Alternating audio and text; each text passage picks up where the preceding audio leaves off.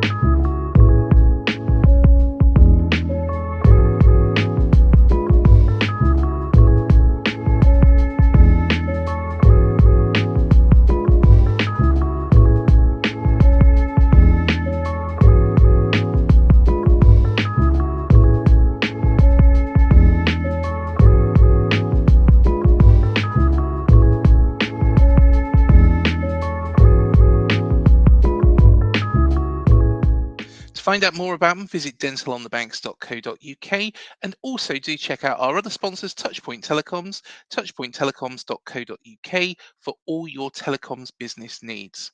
Now, like I say, West Ham, a side that we haven't got much luck against of recent years. However, they do have another new manager. That manager is Graham Potter, of course, formerly of Chelsea and Brighton. And we're going to find out a little bit more about them now. So, it is a pleasure to welcome on from E20 Zone TV, James. Welcome back to the show, James. How you doing, mate? All good, man. All good. Well, pleasure to be back playing Bournemouth again this season. We've played you twice, obviously, and we've won one, drew one. So we're going to see what happens in this one, basically. But it's good to be back, mate. Definitely, mate. And to be honest, we are well overdue a win against the Hammers. What do you think it is that makes West Ham so successful at playing us of late? I don't really know, if you want me to be honest. Obviously, we drew against Jews at your gaff just before Christmas. Yeah. Obviously, we played you in a game at the LS in the Carabao Cup, I think it was, and we just about got over the line in that. Bournemouth are a team that's massively improved over the last, say, 2-3 years. When I remember Bournemouth from the Dean Court days, like League Two, like League One and things like that. And basically with West Ham, I don't know, we just have this sort of hoodoo, like every team has one. And it just seems like we managed to get a result against Bournemouth when we're at our lowest to a point. But I don't know what it is. I don't know whether like you just come around at the right time or we need a performance at that time and we get one. I really don't know. But yeah, I'm very impressed with Bournemouth, I'm going to be honest, especially under Iola. I think he's an absolute top manager. Let's talk about the change in management that you made earlier on in the season. Of course, Julian Lopetegui was in charge. Also a fellow Basque manager. I know you've given a lot of credit for Areola, but how different were the two men? Because they were coached by the same person, Mikel Ixari, who we've spoken to before on here.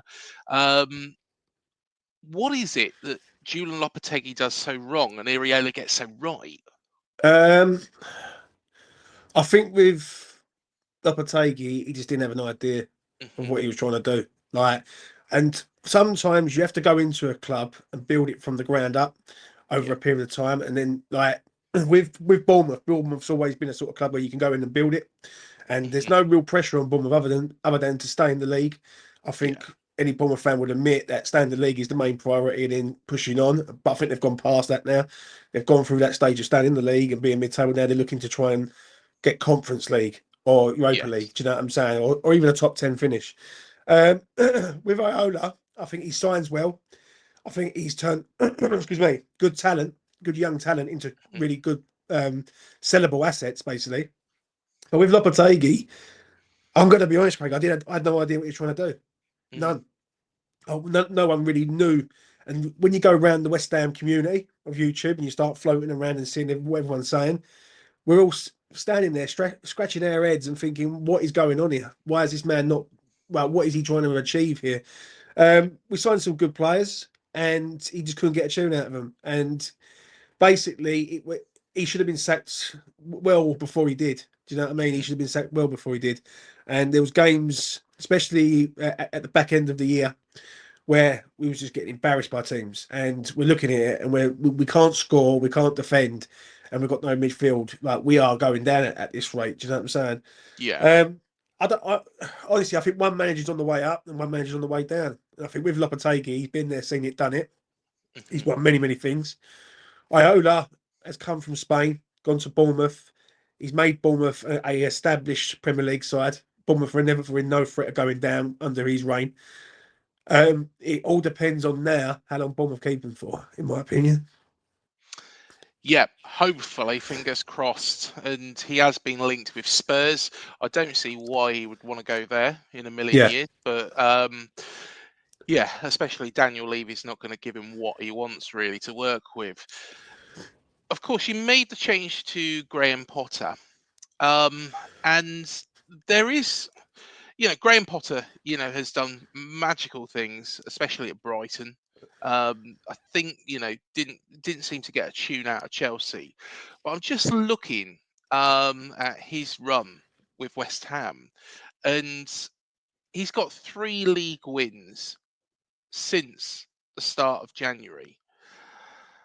Are you concerned? And dare I even say it, considering how well David Moyes is doing at Everton, are you concerned that you've made the right or the wrong call with this? Um, I think Moyes had to go in the end. Listen, Mm, I was one of them people that I couldn't really disrespect the man for what he had done for yeah, the club. I really couldn't. I couldn't. Listen, there's people who used to go mental, absolutely mental at David Moyes because of style of play and everything. I was never one of them because I care about winning games of football. That's my thing. Like, style and play comes and goes. Like, with different players comes a different style. With a yeah, different manager comes a different style. But I think Moyes had done his time at West Ham. I think he built us up to the level where we mhm, wanted to be. And I think we had to go and get a manager like an Iola, for instance, to take it yeah, to the next level. Yeah. Lopetegui wasn't the guy. He just simply wasn't the guy. He was the cheap option from David Sullivan. And for me, it was the wrong option from the get go. And when the fan base is slightly split, but they're going to accept it because it's a new manager and you've got to accept it, I think that's a recipe for disaster straight away. Graham Potter coming in, I'm not against it, but I've seen little chinks in him where I'm a bit sort of, come on, you've got to sort this one out. The last game against Everton, there was a key moment in the game where he goes to bring a striker on. We score a goal and he sits back and he sort of doesn't make anything happen.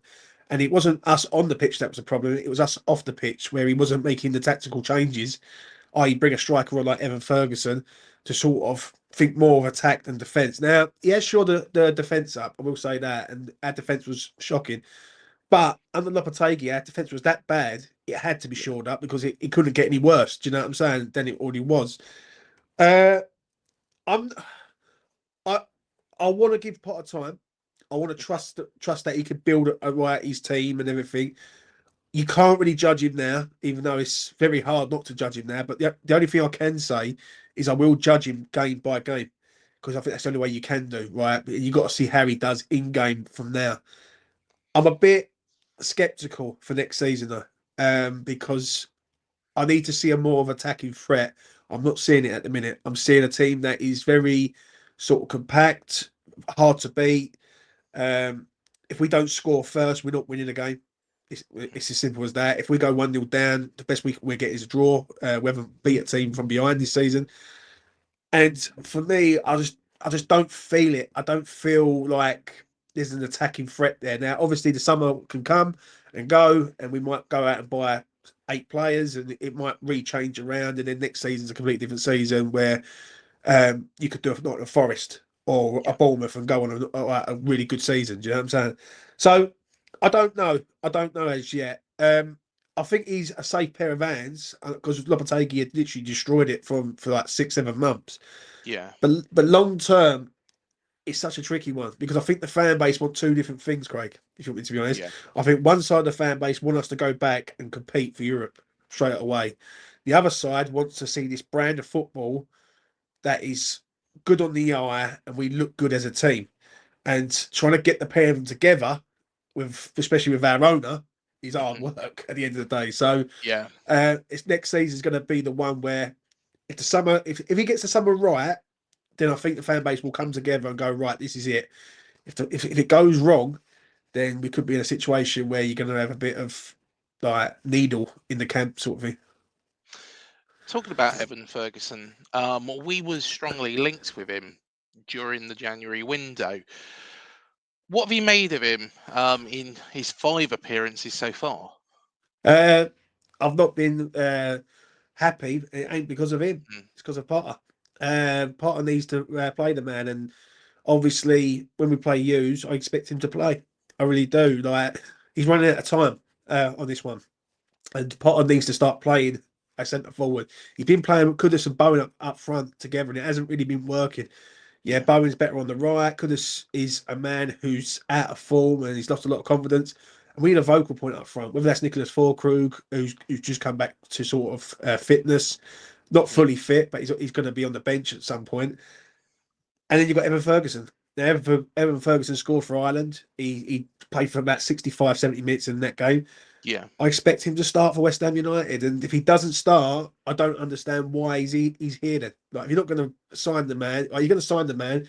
You've got to sign the man to sort of bring him in and hopefully look to buy him. Now, apparently, West Ham are not looking to buy him.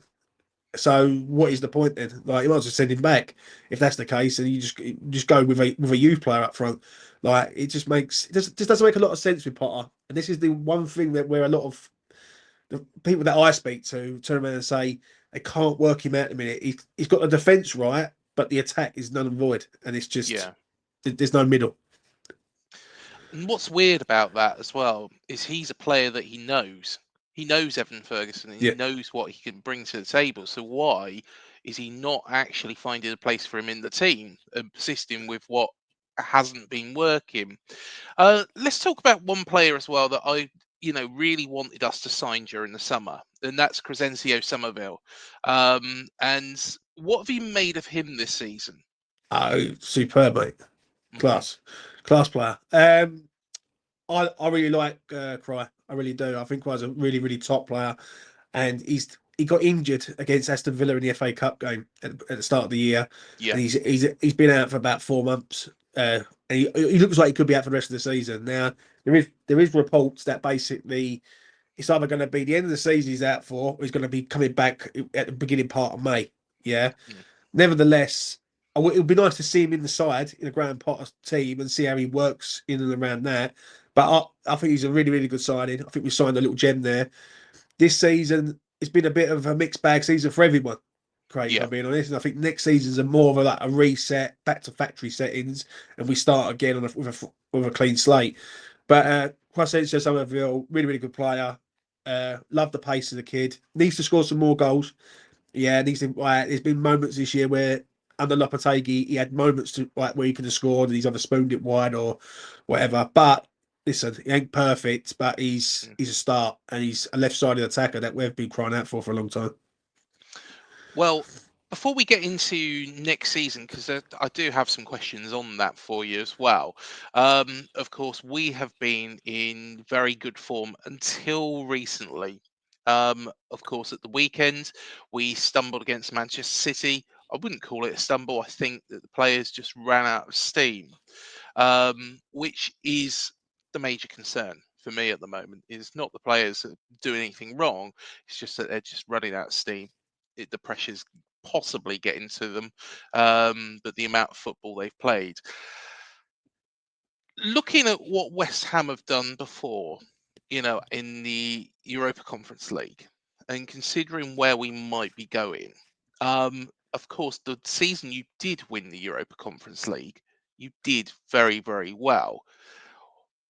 If we do get Europe, what do we need to do, and from what you learned from your own team? The one thing with Bournemouth's style that I like and I don't like is Yeah, the energy levels. Right? yeah, What it is with Bournemouth, they're high intensity pressing.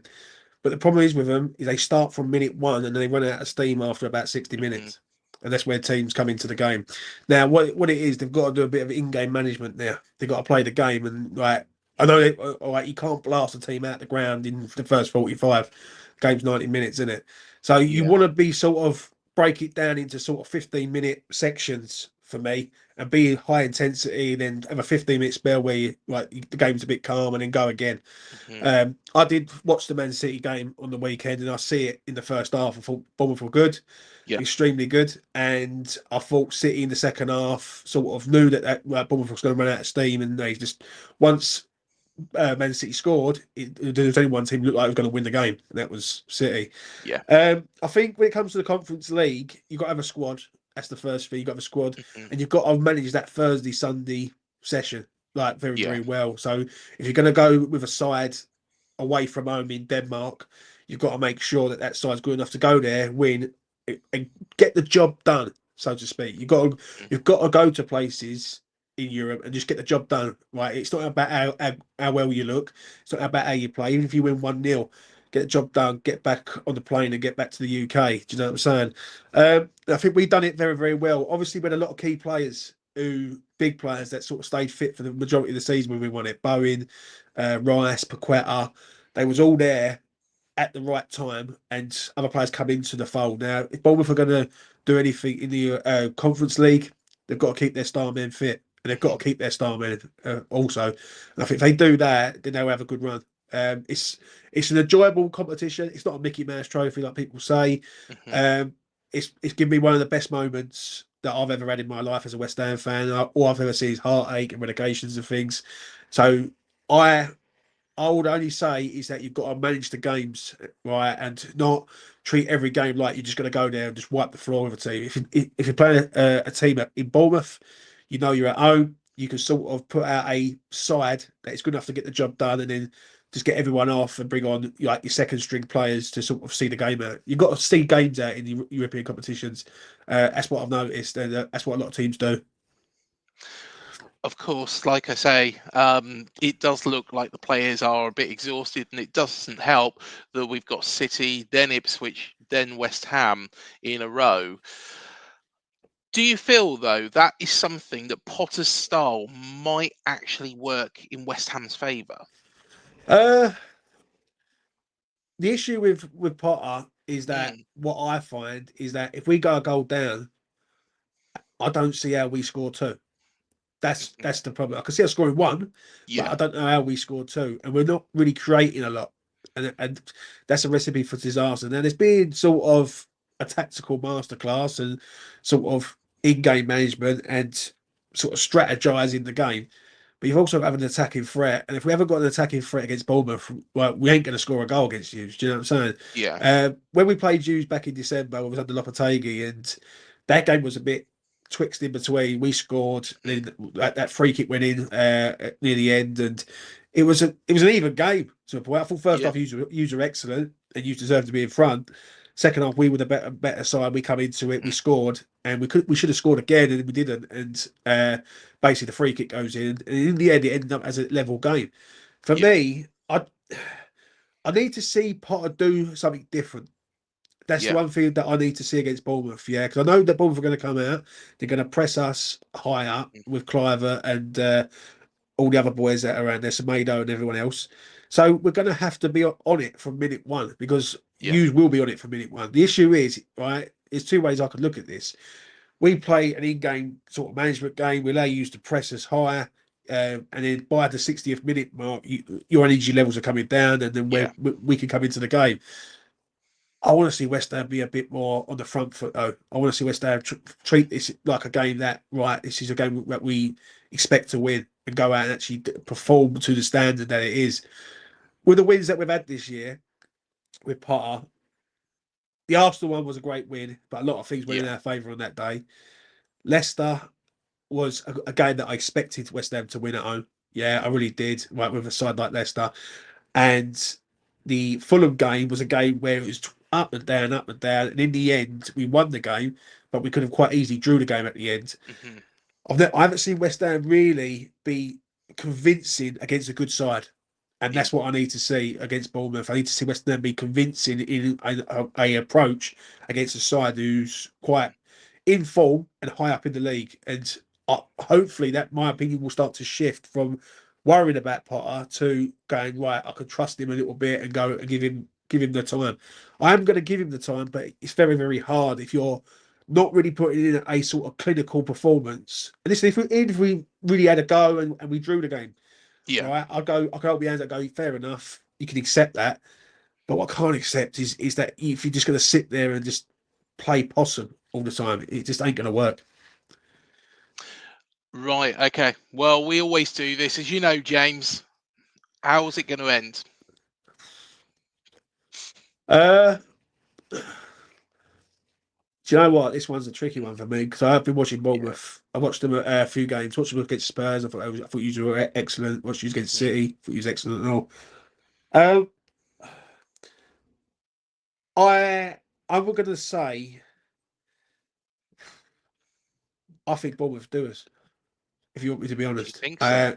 yeah, I do. I think Bournemouth will be up for this, and I don't know what we are at the minute, Craig.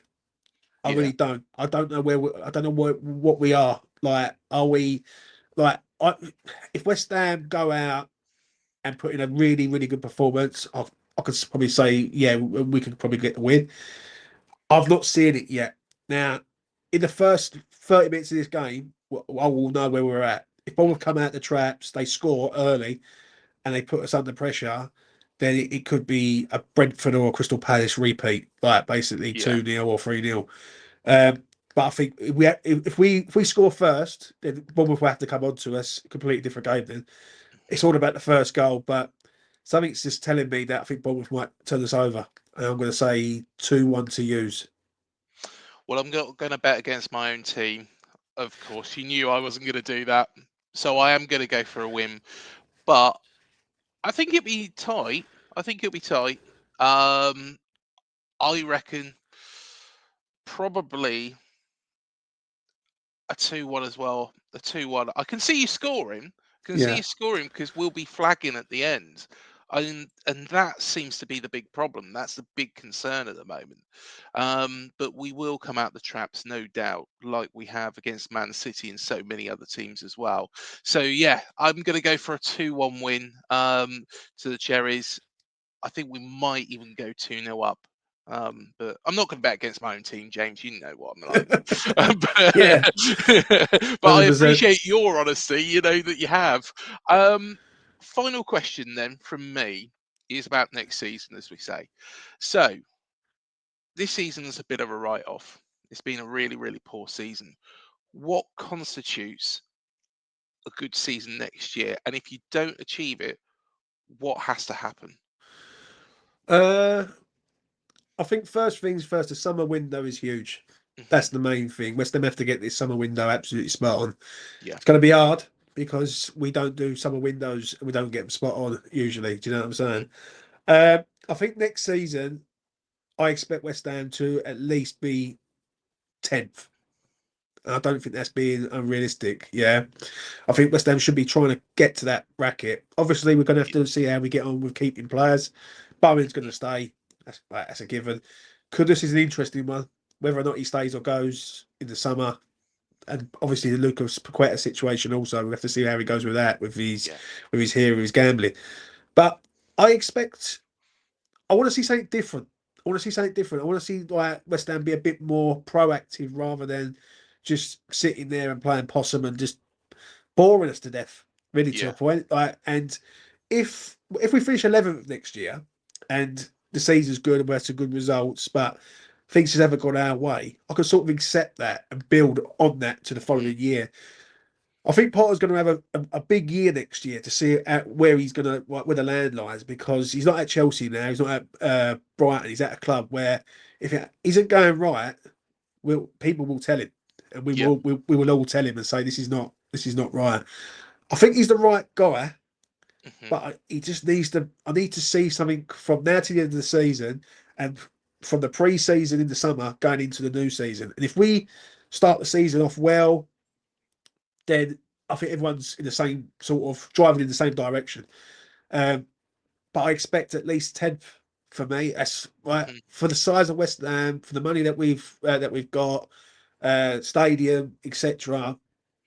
I think a 10th place finish or higher is always where you should be looking at. You should be looking at to qualify for the Conference League, and I think that where the league is very condensed, it's very compressed with teams like Brentford, Bournemouth, Brighton, us.